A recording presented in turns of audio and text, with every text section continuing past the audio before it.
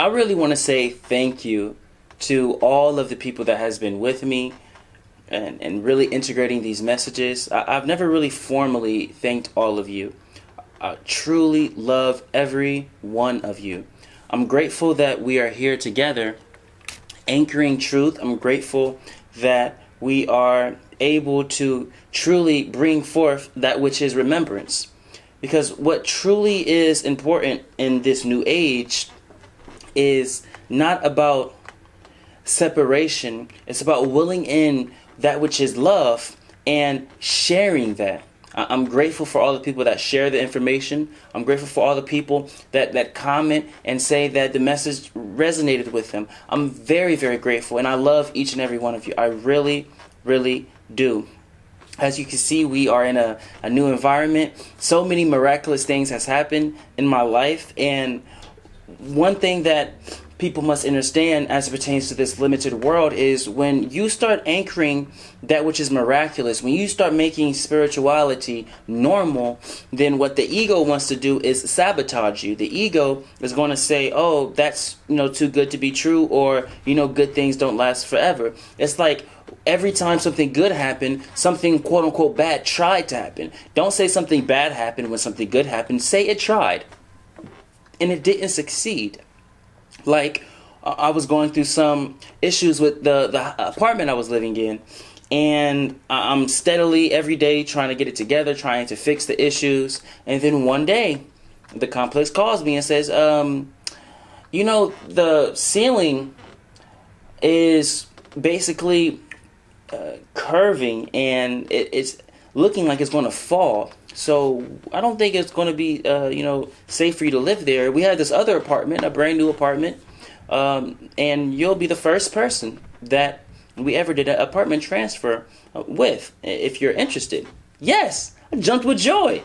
I'm like, oh man, thank you, God. I've been bringing forth this consciousness, anchoring it, always like, okay, I understand that all of this is happening for a reason. The reason this apartment is seemingly falling apart. I tried everything to glue it together, put some super glue, duct tape. I'm trying to really get it together, and nothing was really working. And I get it now.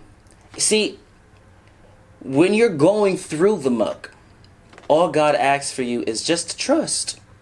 And then you transmute that trust into knowingness. So first, I was like, I'm just going to trust that this is happening for a reason. And then I just heard this whisper. It's like an energetic whisper. And I was like, nah, I know there's something greater waiting. And all that I must do is put on the consciousness of receptivity. Arms open. I receive it. Next day, girl called me. The rental lady. Oh yeah, new apartment. Perfect. This apartment's falling apart. Literally. Now I'm in a new space. Everything is beautiful. That's why I haven't been posting in a while.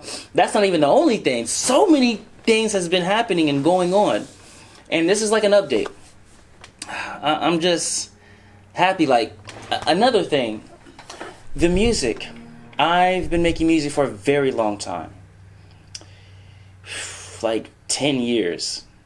And it's not just like spiritual, happy everybody. It's not like that type of, like, you listen to it, you're like, this is hard. And we print out the lyrics, it's like, oh, listen, he's talking. He's really bringing forth that which is truth. He's making it cool. He's making it good. And like, I can really vibe with it. Everyone that listens to the music, why aren't you famous? Oh, this is the greatest thing, all of this, all of that. And in the midst of all of these miracles showing itself, revealing itself, the music, people started to stream it more. And it came forth when I prioritized that which is truth.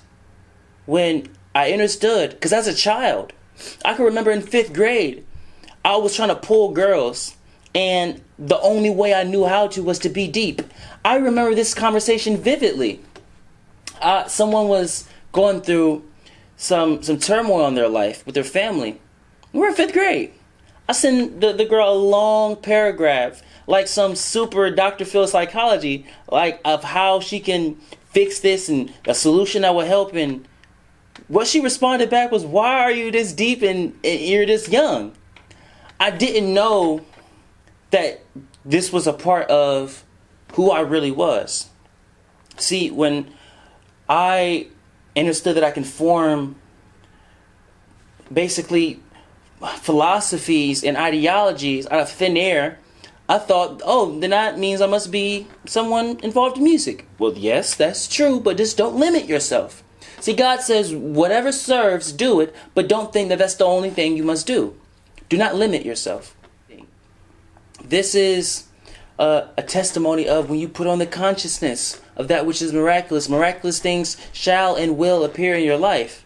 See, miracles aren't magic. Magic is not bad. Magic is something that serves in specific life scenarios.